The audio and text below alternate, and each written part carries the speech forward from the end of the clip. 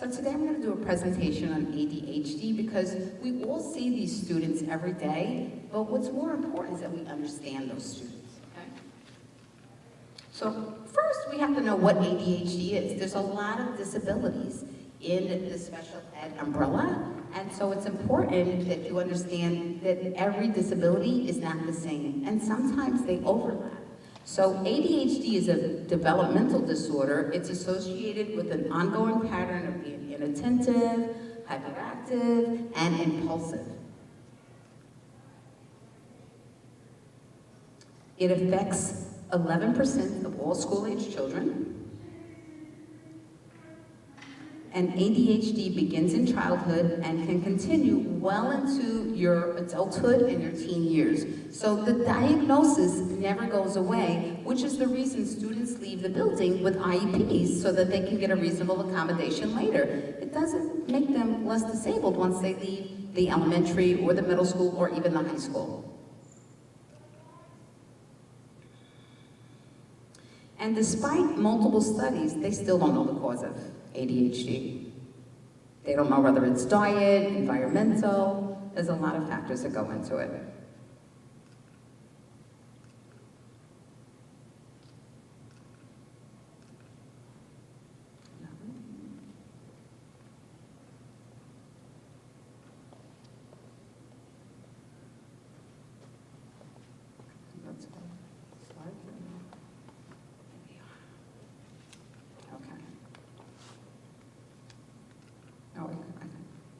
It's a combination of factors, and it's more common in males than it is in females. So if you think about your classrooms, aren't there more male students in those classes than there are female students? Unfortunately, they got the... Okay? They can interfere with their daily activities, their relationships. Often these children struggle to make friends because of their impulsivity. And many of the symptoms classified, okay, as inattentive are actually executive function skills. And we're going to get into that later on, okay?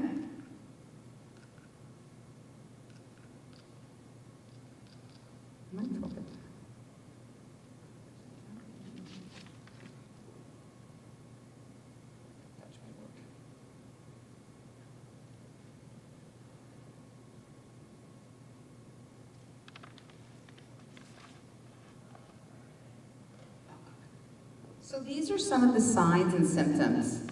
Children are forgetful, they're careless, they do risky things, they have trouble getting along, they're often disorganized, they talk a lot, they daydream, and they have difficulty sitting still. We all know that behavior.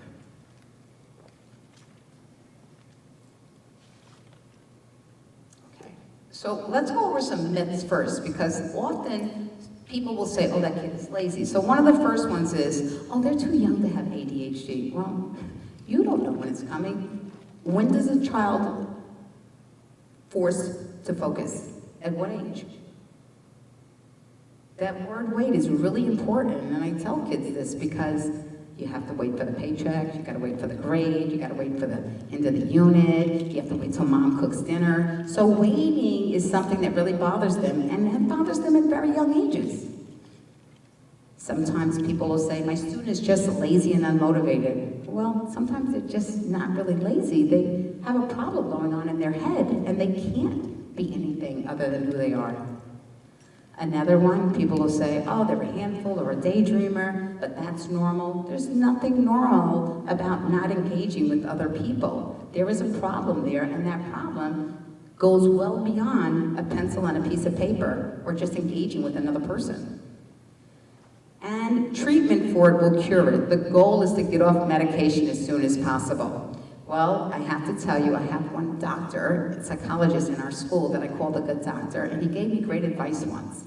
He said to me, I said, I'm never going to therapy again. I'm tired of trying to make rational sense out of irrational people. And he said, well, what happens if you got sick? Would you say, I'm not going to go to the doctor ever again because you went to the doctor last year? So these problems don't go away, and sometimes they have to adjust. That's when your job gets very difficult, because when they're adjusting medications, children are off, and there's usually a 2-week period where they have to adjust to that medication. So it becomes difficult for the parent, it's difficult for the aide, it's difficult for the teacher, and it's really difficult for the child because they're the ones who can't control themselves.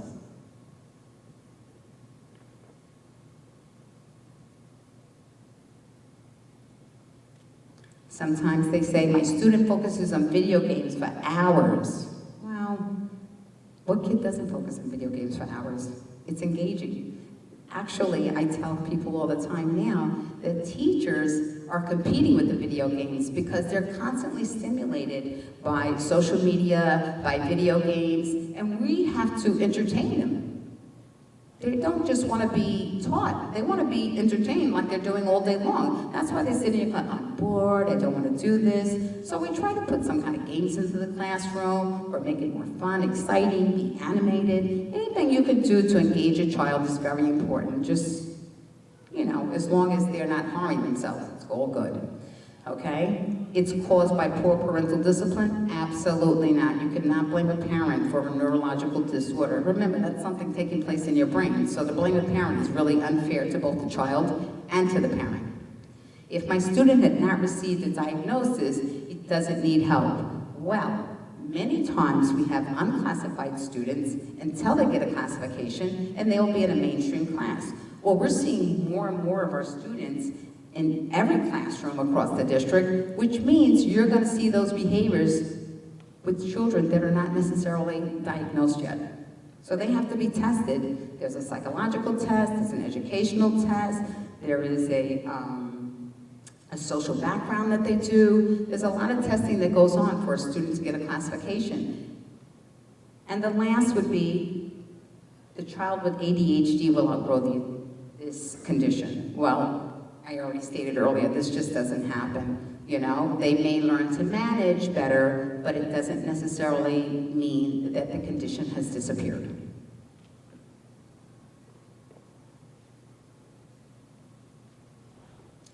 There are 3 types of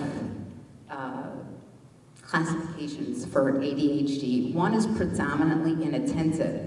These students often fail to pay attention to details, or they make careless mistakes in their schoolwork. They have trouble holding attention on tasks. They don't seem to listen when spoken to directly, or they don't follow through with instructions or fail to follow their schoolwork or chores. Every parent has a kid that doesn't follow instructions and doesn't finish their chores. It's okay. It doesn't necessarily mean your kid needs a diagnosis. We know that these are typical behaviors that you see every day with those students, though.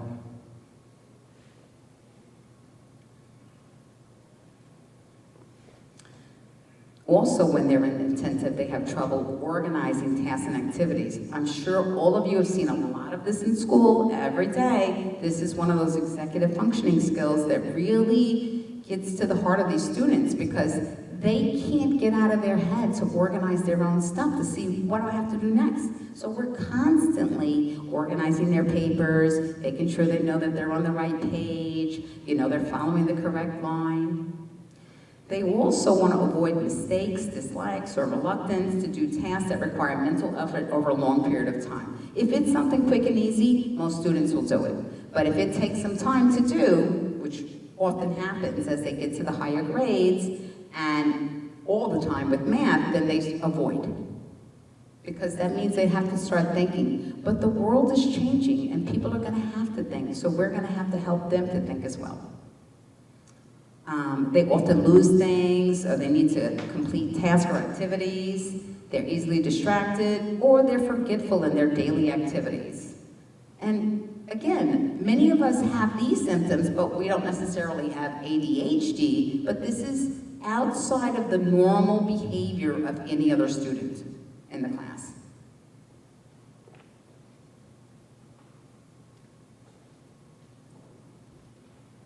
If they're predominantly hyperactive, they blurt out answers before the question's been completed, they fidget with their hands or feet, they squirm in their seat, they leave their seat despite being told to sit down, or they run or climb in situations when it is not appropriate.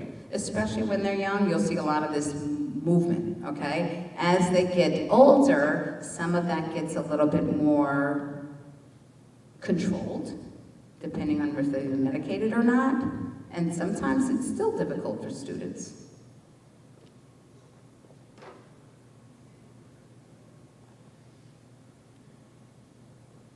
Also predominantly hyperactive symptoms, they are unable to play or take part in leisure activities quietly. They are on the go if they're unnaturally driven. They talk excessively. They have trouble waiting for their turn. They interrupt or intrude conversations or activities. Now, I'm sure we've all done some of this in our lifetime, but not all the time. It's a persistent pattern of behavior that gets a student a classification like this, and the teacher is the one to make the referral. So it's very important for you to use that teacher as your guide with each child, because they've had years and years of education and some of them experience with students that have problems learning, and they are going to know what's going to be the best way to educate that child, okay?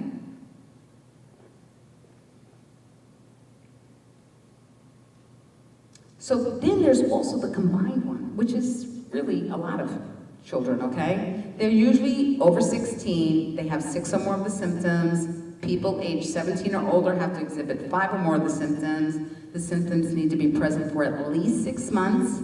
Severe inattentive or hyperactive impulsive symptoms need to have been present before the age of 12, even if they weren't diagnosed. So you'll see this behavior when a child is young, but definitely by the time a kid is reaching the middle school, you're going to start to see, okay, we have to do something. This kid is not sitting down. When they're young and they're excited, you're happy that they're playing and they're engaging with other students. But when they get older and the work gets more rigorous, that's when the pause has to take place, the child has to sit so that they can absorb the information to be able to respond to any questions the teachers or even you may have.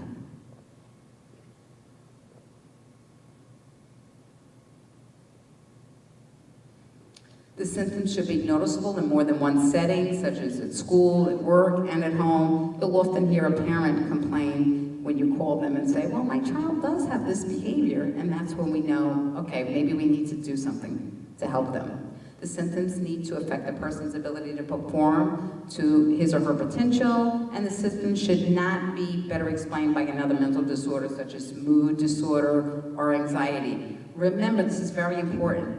Oftentimes, ADHD is coupled with another disorder. So even though they may be classified as having anxiety, they can still have ADHD.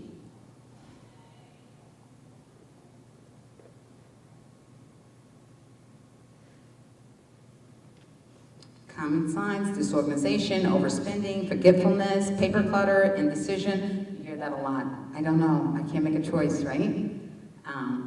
Problems listening, and difficulty focusing. It's really hard for them to focus.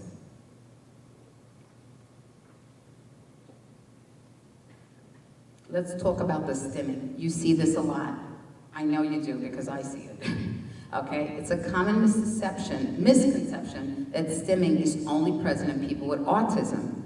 While it's more common in people with autism, stimming can occur in anyone. How many times do you see somebody just shake their leg like this?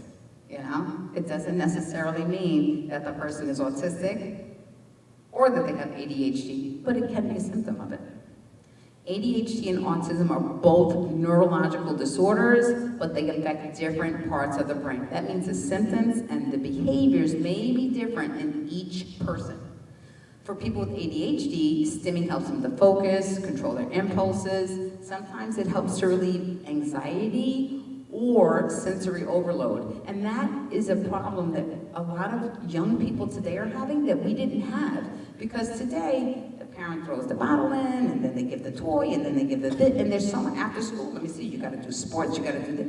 It's a lot for kids to take in today. Sometimes if we just slow the pace a little and involve them in one activity rather than 5, it's easier for them. You know, it's hard enough to focus on the academics and get that right. But then to have all of these other things that you want to do. I want to be in music, but I really like band. Oh, but I want to be in the talent show also. And you can't fault them for wanting to be in these things because that's how they engage with their peers. That's the most important thing to them when they're young. Just having friends. But sometimes students with ADHD have trouble making friends. So now it becomes even more difficult because they want to do more to get to a place that's almost impossible at times for them.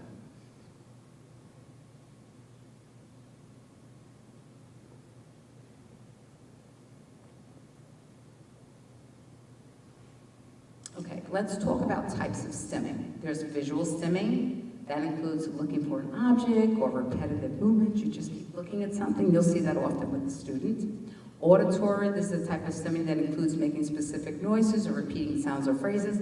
Sometimes those noises are not necessarily able to be interpreted. You know, like with an infant, how they make noises.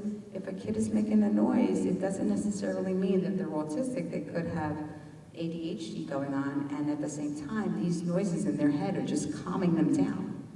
Okay? Sometimes it's movement. They'll get up, clap their hands, they'll jump up and down. You see this. Sometimes there's just smell also. You'll see people always take something off the table and they'll smell it first before they touch it, or foods, they'll smell it first. All of these are ways of stimming that calms a person down with ADHD and helps them, what they believe is getting control over the behavior they're trying to control. There's also tactile, that includes touching stuff, hugging stuff, rubbing your hands together. There's oral, licking your lips, biting your tongue. Sometimes you'll see a big ring around the kid's lip because they just keep licking the lips. They don't understand to moisturize. Movement, you know, walking in circles, bouncing up and down, shaking your body. Or mentally, they count or they recite the alphabet or they say the same thing. Sometimes they just copy words that they see over and over again.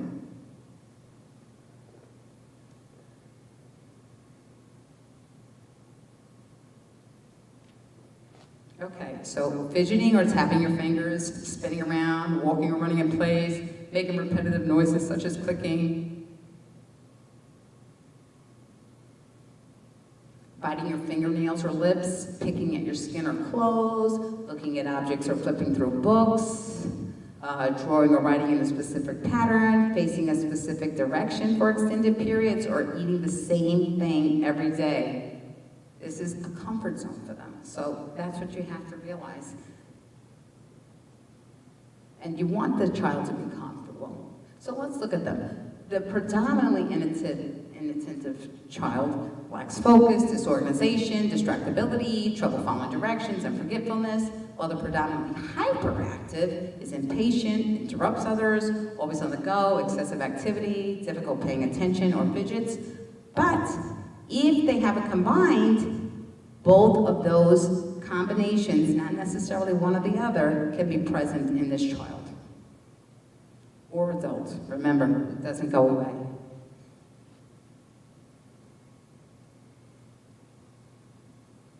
Okay, so your executive function components, this is important. Your working memory. So when you're holding facts in your mind or manipulating information, the long-term memory sometimes tends to bother people. You can remember what you did 5 minutes ago usually, but when you start saying, well, don't you recall your times tables? You get that look. No, I don't remember that one. You know? Or, don't you remember we did this yesterday? That's me every day. That was another day. I don't remember that one either. But you see this all the time, right? The kids say, I don't remember. They're not lying. They really don't remember. This clicker better work. Ah, I did it. I'll say activation, arousal, getting started. That's always a thing. Let's get started with the work. I make it the #1 rule in my class. You have to be at your seat, at the bell, ready to work. That's rule #1. Emotional control, frustration, thinking before acting out or speaking. Sometimes they don't almost do that. This is the impulsivity that takes place. Then they use internal language or they self-talk. And complex problem solving is really a problem for them because that means they're going to have to organize ideas. So remember I was telling you about doing more than one step or remember more than one day? Once you start talking about multi-step problems or things that are, you know, you have to recall something in addition to reading something, that's where these executive functioning skills fall apart. They really struggle with Where did I begin? Where am I ending? How does it affect the brain? So the prefrontal cortex is responsible for organization. The basal ganglia, which is located down here, now that you need to know the brain parts, regulate communication, motor control. The limbic system is responsible for regulating emotion, and the reticular activating system is a major relay system for pathways that leave the brain and respond to arousal or consciousness. And this is, again, one of those things that students or people that suffer with ADHD do not necessarily have control of how they're stimulated and how they respond to it. That's difficult for them. How can I help them? This is the most important part of this. Reduce distractions, okay? So if you have a student that you're helping that has ADHD, it's very important if you just point to something for them very gently, or you could, give them tools that they can do it. Sometimes if you isolate words when they're reading, I make like a window box that helps them to read each word one at a time, or you point to the word as you're reading. You ever notice when they have the read alouds that the words point as the ball goes along the words? Because that helps them to follow along, they get lost.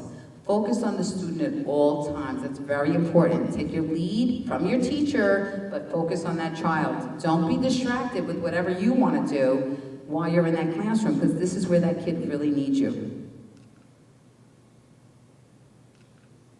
Keeping a routine and a schedule. If you keep it close to them, it's pretty easy. And when they have to make a change, this is when they get upset. And I've seen this even this year. Okay, if a child has to go to a service rather than go to a class they really enjoy, or if a child has to have an appointment rather than have their regular school day, they get very upset for change. I mean, a lot of people don't like change, but students or people with ADHD really don't like these sudden changes. They need to know ahead of time. They want to be prepared for everything that's happening, okay? Organizing everyday items. They have to learn to have a place for everything. That's a good word to tell them. There's a place for everything in life. What place do you think we're going to put this one in? Where do you think this would belong? I just sometimes take, in high school while they're working, I'll take the backpack and organize one. I say, can I have your backpack? And I'll organize for you. And I organize all their subjects for them because I know they're going to forget. And sometimes there's not another teacher that's going to be able to do it for them.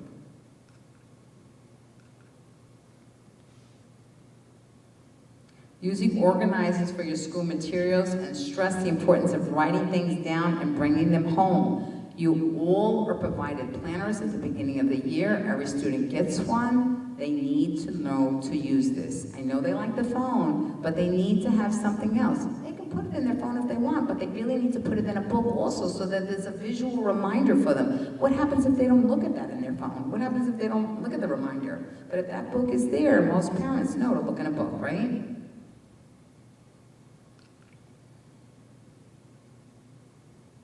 Be clear and consistent. You need consistent rules that they can understand. When you're talking with them, in addition to being consistent, you don't want to give them too much at one time. Very simple, to the point, consistency. Please sit. Students laugh at me. I have a habit in my classroom. I'll repeat it. Mary, please sit down. Mary, would you please take your seat? Mary, can you sit down? Mary, I need you to sit down now. And I keep saying it until they do it. But they eventually hear me. But it's a simple word, just sit down. And then you have to give praise and rewards that are following. Children with ADHD often receive and expect criticism. So we have to be careful that we're not looking for what's going wrong, but that we make them feel good about what's going right. You see kids every day, they're distraught, they're upset, they didn't do well. There's no need to be upset about doing well. Do you think somebody cares in 7th grade what you got in your 1st grade test? You can't make yourself upset every single day. Those are little things that you can give to them. Look, you learned how to walk already. You made it to the 1st grade. You're in class, you're potty trained, you did a great job. They get to the 3rd grade. Listen, you did all of these years so well. Why be upset this year? We can try it together. You have to encourage them. They don't see the goodness in life. They only see that they're beat up, and every time somebody says something that they've done wrong, they feel it's a personal attack. And it's not necessarily someone's trying to help them, but they can't see it that way when every day somebody's telling you what you did wrong. So it's entertaining, it's creative, they're imaginative, they're jittery, they're independent, chaotic. There's a lot of words we could use to describe someone that has ADHD. Scattered is often one. Okay, these are my references, but I want to take you to an activity that I want to do with you together. And I think it's going to show up on my, oh no, it's in my docs. Hold on, I have to go to this. I'm going to put the docs up now.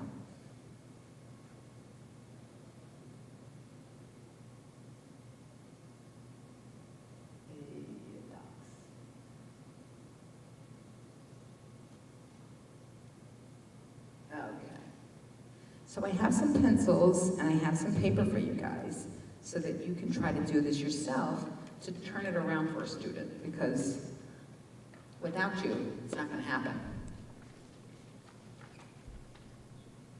Here's your pencil. Give me a minute.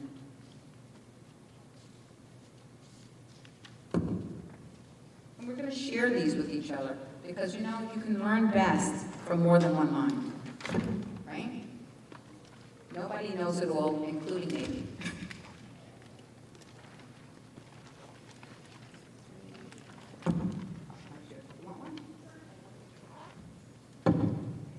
You're welcome.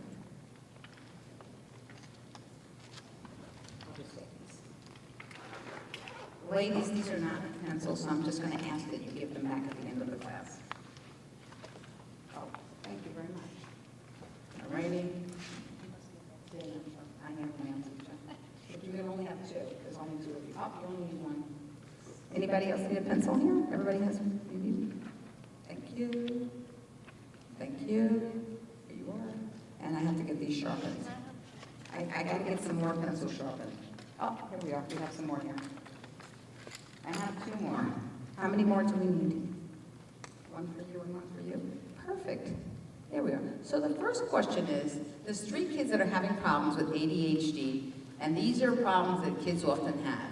Write a positive statement that each one could be thinking on those. Look at those pictures, and just look at the first one. What could you say to a kid that you see is struggling with math, it looks like? Those look like numbers, right? What would you say to that student? Something positive to encourage the student to not stress, maybe relax and think about what the problem is asking.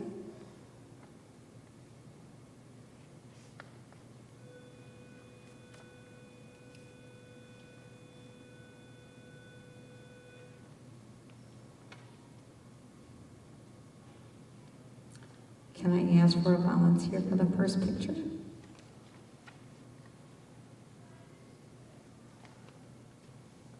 Volunteer? You can't think of something positive and you're with kids every day? Oh, well, you should be. They're great. It's a lot of fun. It is the best job in the world. Oh, okay. Does anybody have an answer that they want to volunteer? How do you know? You said it's math. What? I can tell it's math by looking at the paper in front of him. Don't you see the little numbers? No, ours doesn't say anything. There's nothing there.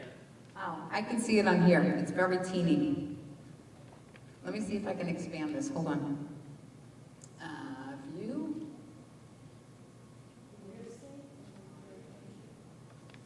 Can you see it now? Does it look like numbers?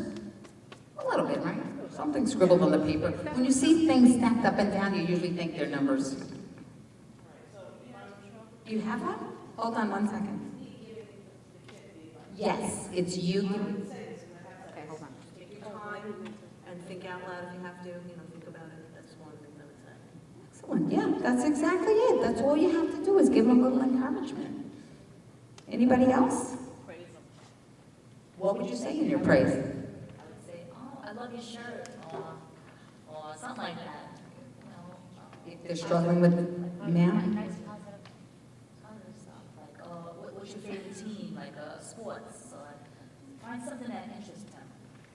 Like, Yes. Get an But if we want to focus a child on an academic, I don't think, Oh, like that. yeah, if they're like doing an assignment, in the middle of the assignment, you don't want to like, Oh, okay, get 'em off. you want to think about something focused on school, like, what do you think we're going to start with first? Okay. Suggestion? You're doing great. You got this. Take your time. Ask me any questions you want. Perfect, yeah, that's it. That's all you need. Good job. You have one too? You said the same thing. Anybody else have something different? Okay, let's try our next picture. How about after this, if it's really bothering him, we can go for a walk? Because sometimes it struggles kids. That's a good answer. Say When you're done with this, because he's struggling, let's go for a walk. Yeah. Let's finish this. Maybe we'll do one or two problems, and then we'll take a little break. Because that could struggle too much time on one thing. Exactly. Catching on, that's it. They can't have this constant page full of information at one time. Sometimes they need to take it a step back, I'll do a little bit now, and then if they don't finish it in the time that the class is done, they can always finish it later. Like right now, this is bothering me sitting down, because I have ADHD. Okay. Let's look at the second picture. I might say. What could you say to someone that's having this problem with an adult? What is this picture saying? Is she being You telling me. You tell me what is going on in that picture. disciplined? Exactly. So how would you help a student that was disciplined? Well, he looks like he's smiling. He'll try harder tomorrow. I don't know. Saying something positive. They all look like Well, he's smiling, but she doesn't look like she's very happy. Does that look like a happy child to you? No. Whatever he's happy about is not entertaining her. And I'll tell you what I tell other people. It's not funny unless everybody laughs. It's not. You're hurting people. If everybody's not laughing, this is not cute. So it looks like he's saying something to her, but she's not happy with whatever he's saying. Do you think he's telling her something positive? Yeah. He's probably saying, don't worry, one detention and you're gonna be just fine. Or, you can just spend your recess sitting with me today. It's gonna be okay. It's not okay for that kid. He thinks it's a quick solution, but that child is not very happy. So what would you say to that student? If you were with that student for the day, and you saw that the kid was disciplined, or someone said something to the kid, and the kid looked really unhappy, how would you respond to that child? work through it. Yeah, that's a good idea. It's okay, we'll work through it. Yeah, We'll do better later. exactly. We'll do better later. It's okay. We'll work through it. Things happen. Tomorrow's another day. Yeah, tomorrow's another day. It's okay. Don't do it again. Don't do it again. How do you know they did something? How about let's talk about what happened, are you okay, how can we fix what happened? Excellent. Because that's what happens often. People don't even know what they did that's wrong. This is why this kid, he's probably talking to her and she probably doesn't even realize she did something. You see that often, right? It's sad. So, yeah. What, are you okay? Can we talk about it? Do you want, you have another one? Good. No, I have, let's talk about it, about what happened. We'll do better next time. Everything will be okay. Excellent. Yeah, very nice. Okay, we have another picture. Let's try another one. This is good brainstorming because you're all going to see this in your classes. You're all going to see this if you're dealing with a child. Too far. Okay, what's going on here? He's looking at some people playing. What do you think is happening there?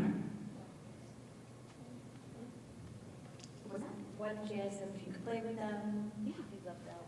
Exactly. This kid feels left out. Absolutely. This is where they don't have the social skills to interact with other people, and they don't even know how to go in and approach it. Maybe they're shy and they don't know how to go up to a kid and say, "Hi, can I play with you?" And people can't believe it, but I was a shy kid, and not anymore. But I really was. I was a very quiet child. So, yeah. Do you want to? Why don't you ask them if you're going to play, or what else could you say to them? If someone says you can't play with you, then what do you do? Yeah, what do you do? You say, why don't you ask them if you can play with them, and they say no. then what do you do? And how do you support them? Is that what you say? If a kid doesn't want to play with them, then you can say, come on, it's You okay. know what I'm saying, if he says, if we encourage them to go say. But you're standing there, you're not going to abandon the kid after you say that. But what do you say to them? Then you tell them, okay, it's all right. This group doesn't want to belong to us right now. We're going to find something else to do. Let's try another game. What would you like to do? Find something that the kid likes. This is where your suggestion comes in handy. What do you like to do in your spare time? You see the difference between asking during instruction and asking when other people are playing? Major. Because you don't want to disrupt instruction. You want, as much as possible, to keep them focused during instructional time. It's not always possible, but as much as possible. And if they need a break, okay. Sometimes you say, okay, 5 minutes you get, and then you go back to it. Or 2-minute break. It's constantly adapting to change. Children aren't always going to get it right. They're children. They're young. They're going to make mistakes. We make mistakes as adults. Just because a kid has a neurological problem doesn't mean they need to be beat up for life, right?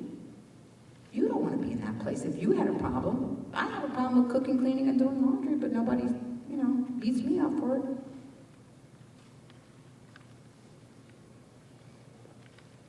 Let's try another activity, okay? And more to do. Okay, you're gonna write down a problem that you had this week, write a negative way about the problem, and then write a positive statement that the person can say to themselves. Now, I'm sure you've all had at least one problem this week, so I want you to try to write down the one problem you've had, or maybe 2 of them for me.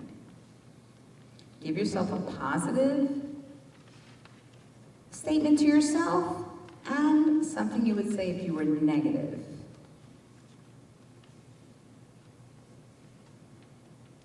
How many of you had a perfect day today? Oh, well, that was an easy fix. Then everybody had a problem. The student. You can have your own problems and give yourself positive and negative when you get home.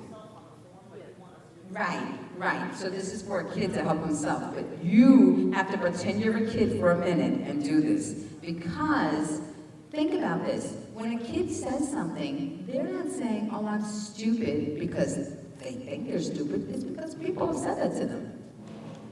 They internalize this after a while. How many years could they go on and hear the same thing that's not positive over and over again? So, failing a test. You could say, oh, I'm stupid. Or you could say, I think I'm going to try 1 more hour of study for this. Or maybe I'll study the night before. Or maybe I'll study for 15 minutes each day. Break it into smaller things for them, because an hour is a long time for a young child to want to study. But if you say, we're just going to do this for 15 minutes today, I guarantee you, most kids will do it. If you tell them you're going to spend an hour doing math, I don't think they're going to be happy children.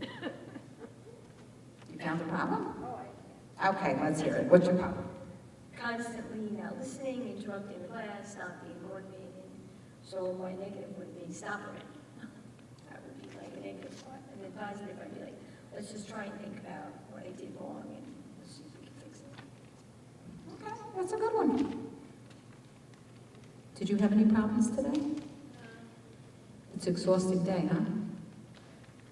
Yeah. Did you have a problem today? Okay. Did you have a problem yesterday? How about last week? No, last week. Okay, tell us about the problem. He's very handsy.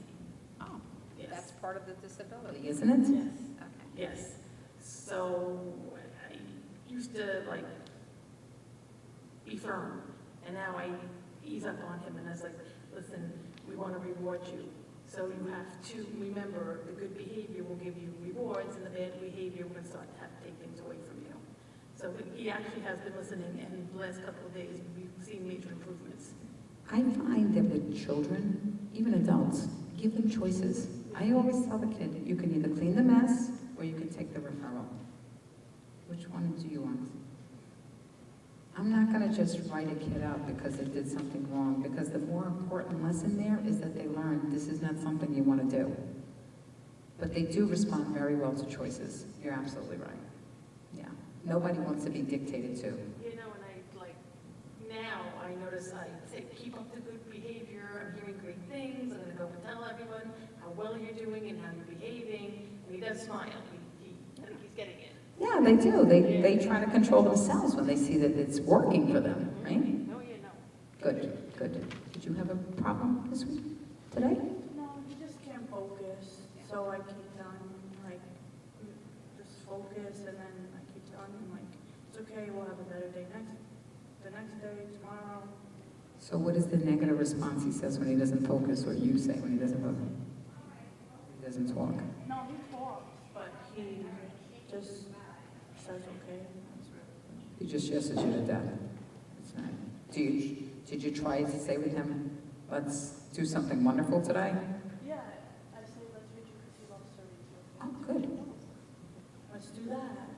It's crazy because my son has ADHD, so it's like, It's helping you. As a parent as well. Yeah, because this is the thing, what's good for students with disabilities is good for every student. There's nothing special about special ed, and there's no special world.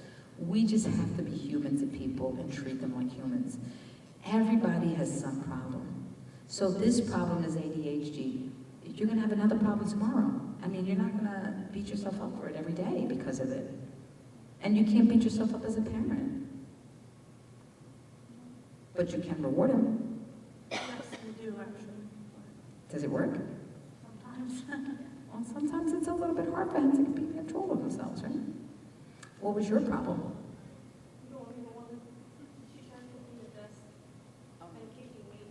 Okay, so what was the What was the negative response to the child kicking the desk and flipping the desk?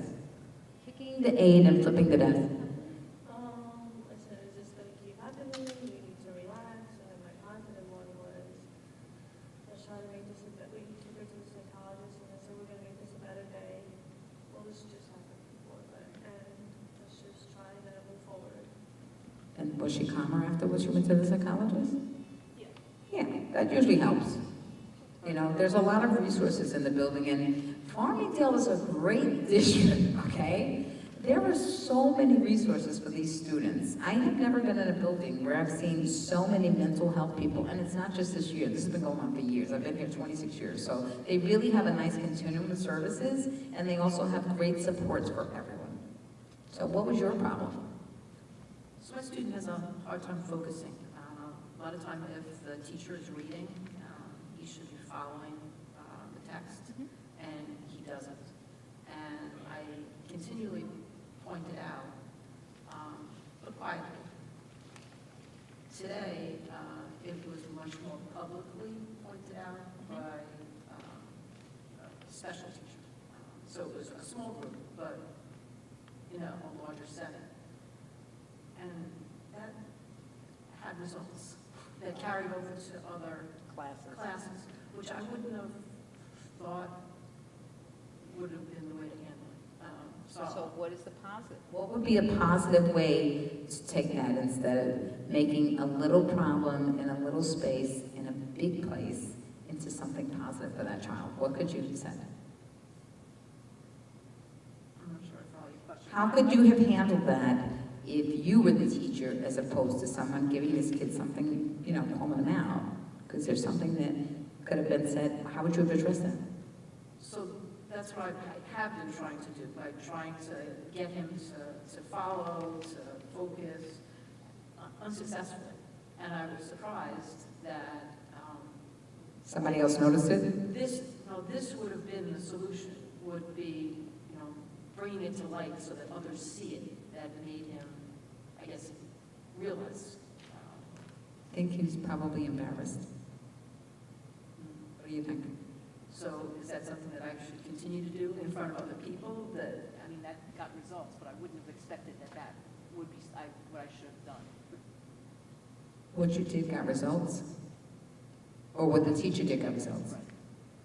Yeah, because the kid probably didn't even realize he was off task all the time. You're saying, what was the difference between what you said and what the teacher said? Not much, just the publicness of it got results. Our public discussion of it got results, where my private did not get results. And did the student continue to work for the rest of the day? Yes. Excellent. Well, this is where I tell you, follow the teacher's lead. The teacher's not going to push that kid further than they have to be pushed, and they're not going to let them rest doing nothing. So they really can see this behavior over and over again, and they've probably recognized it, and they've seen you trying to communicate with the student, and then therefore they had to say something, and then the kid realized, oh my goodness, I'm really not focusing, I'm not working, doing my best while I'm here, and then they started doing their best. Yeah. I know it's not an approach most of us would take, and sometimes you have to when you see the same thing over and over again, especially once you building relationships is very important, extremely important, okay? What was your incident?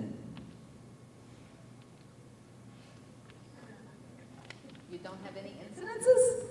Your children are perfect. You'll never have a problem. Nobody's perfect. Right. So did you ever have an incident with a student? I don't have students. You I don't. have my kids. Right. But you have had students. Yes. And when you did you have a problem with any of them? Okay. Well, name one of the problems. Well, I didn't have any problem with them, but after the pandemic, I guess. Oh, it's been difficult for everybody after the pandemic. I think what's happened is you know how they say you let the horse out of the barn? You can't, humans are social creatures, like we're used to interacting, and we've really been isolated. The kids especially, they're so young. To be isolated for it's almost 2 years for them, they feel like it. And that's a long time in a child's life. So we have to be extremely sensitive to the fact that they have all been in some way traumatized. I myself had anxiety after it, so you never know what's going to happen to you. And I won't be like, what's the matter with you? You know, a girl just the year before told me she has anxiety. I'm like, oh, honey, it's okay. And I find myself hysterically crying. I'm like, oh, I need a psych ward or something? What's going on with me? And it was anxiety. But you don't know what's happening to you the same way that kid doesn't know what's happening to them. We've all had something that happens that we don't know. And becoming aware of what's happening really is the first step in changing that behavior. Right? You don't have children, I know already. No, you don't. You have children.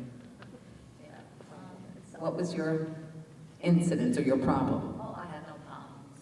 Your child was an angel. Oh, no, he's not. He's not an angel. I just go for walks when he starts singing. I give myself time out. Oh, God. Well, I don't necessarily know if that's quite the answer I'm looking for here. Oh, I give myself. Why don't you give me the problem and then let me help you find some solutions, because that would be the negative answer to that. Just walk away. Like I used to do with my kids growing up. I gave myself time out. I really did, because I can't take it. I really can't. I really can't. No. What was the question now? What's the child's problem? Okay, what is this problem? It's just, just give the problem. Just give the problem. Forget about the child. He just wants you to do his work. So it's very hard, he's very delayed, so he can't read it right, so. Oh, he struggles with Yeah, he wants you to do his work. No, 7. I can't say much more. Yeah, well, a lot of that is not necessarily their fault, that they Next can't. level. So it's, It's hard for them. This is what happens when we're seeing a lot of this now. I'm glad you brought that up, because I've noticed this also so you with see when you get to students. the high school, so you'll. I see it even, I'm tutoring kids that are below that. And so I see, when you don't have the skills or the knowledge to complete assignments, Yeah. people do one of two things. They either act out or they shut down, right? So your kid is acting out, Yep. and you walk away. Do you think that's gonna make that I'm kid? tired. I'm tired. No. Do you think that's gonna make that kid perform better the next day? No. Okay. So now I want you to put on your mom hat, okay, and pretend it's your child, because you have children, and your children you've never given up on. Oh. You don't give up on your children. So I don't want, I just said that joke. exactly, I know you're not walking away. But what you can do is take one task a day, okay? So if they're learning one thing in reading today, you can just take one paragraph and teach them to annotate or answer a question, show them something. Or you can take one problem and show them how to do it and then have them do one. You see what I'm saying? Well, that's a systematic problem that we're not changing overnight. This is like having ADHD doesn't go away. The problems with children don't change. They evolve. Right? What do you do when you have a child that doesn't want to learn? Every period is the same thing. I have students like this every day.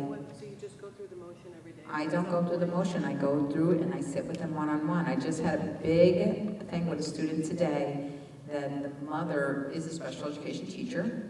She's telling the kid that she's dyscalculia, and this student refuses to do math. Refuses. What is? Okay, let me help you. Okay, come sit with me. They do it for one day. Okay, good. Next day, come on, we gotta do some more. It's always, I gotta do history, but you're good at history. You're struggling in math. Let me help you. This is what I do. So you really should look at the long term of a little bit each day. Yes, absolutely. That's the goal, a little bit each day. If you keep planting that seed, eventually some flower's gonna grow. You can't give up because the kid is struggling or they have nothing. Because imagine, this kid is in 7th grade that you're talking about. I'm getting a kid in 9th, 10th, or 11th grade that doesn't know. You think I could just throw up my hands and give up? I can't. I have to every day do the best I can to get something different, that the kid knows one more thing what it is. It's exhausting sometimes, but when you deal with people, you know, papers don't push back. You push the paper stays there. You push the child, people push back. It's a normal reaction. Let's take another look at something else here, okay? Now we're going over some problems.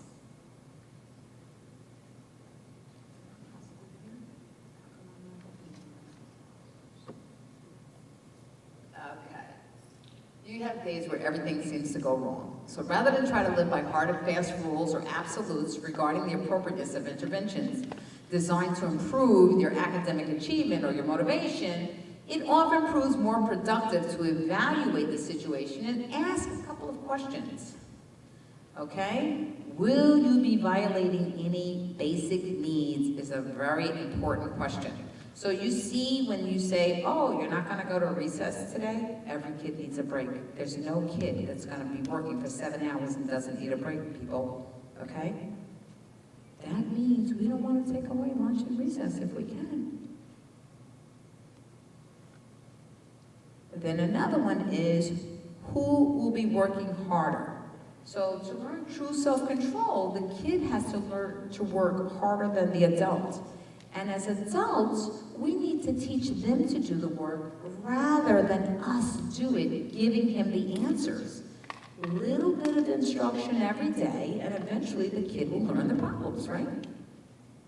But if you're not giving them anything and you're frustrated every day, that kid is not learning anything. He's going to the next class frustrated, he's going to the next year frustrated, and he's gonna go to the next grade frustrated. And he's not only gonna be frustrated in that class, that child is gonna be frustrated at home as well.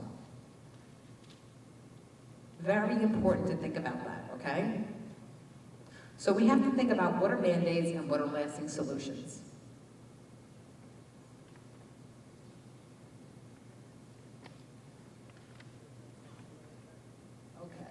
So let's look at a point system where they can earn some things for completing assignments. Is that a Band-Aid or is that a lasting solution to give a reward? But can it become a lasting solution after all? It starts as a Band-Aid, right? But then after the kid's learning, they can accomplish things. You're not gonna have to reward every day, right? How about taking the child out of a sport or some activity because of bad grades? A lot of people have a problem with this, that you're letting the kid play a sport or you're doing something. If it's the one thing they're excelling in, why would you want to take that away? It's a matter of priority, though. Your academics should come before your True, academics are important, but sometimes if you see a kid is on a team or whatever, you can have the teacher will talk to the coach, and then together they work to make the kid strong. I have this every year in the high school. There's so many kids that have this problem. They have to apply for appeals. Yeah, if they're stuck in their own way, it's very hard to move to the next place. So I don't think taking them out of something that they're really enjoying and they're doing well in is going to be that. Oh, you did this today? Why is that not considered a reward for your good behavior and focusing on your academics? Why is the sport not the reward? Like, to be able to socialize? It is a reward, because if a kid fails 3 classes, they have to write an appeal to even play. So it's a reward for them. And they know that they have to bring a thing to the teachers every week and have to show that they're working towards something. There's lots of things in place in the school already that can reward students. They can't play sports in the high school if they fail 3 classes. They have to write a board appeal. So we don't just say, okay, you're wonderful, here's a reward. And I work with a lot of coaches because my students typically do well in sports and arts and music, the elective stuff, you know, the auto, and then they struggle with the academics. I'm gonna beat this kid up every day, I can't do that. The rest of the world's already doing it. You want the kid to go and be happy at some point, right? Because it's the only way they're gonna learn. Okay? How about building a positive relationship with the child? This we know is a lasting solution, okay? That goes a long way, that you have a positive relationship with your children. They'll respond to you. They're not going to ignore you if you have a positive relationship. They're not going to say, no, I don't want to do it, I don't care. How about an at-home report system to make sure the child is doing their work? So those are weekly progress reports or daily progress reports, or sometimes the sports teams will have something that they have to have once a week. Okay? So they do have these, and sometimes when the kid gets to see every day how they're doing, it's like, oh my goodness, I didn't do that right yesterday. Maybe tomorrow could be better. If it's in black and white and in front of them, it's hard for them to say, you know, I didn't do anything, I did something.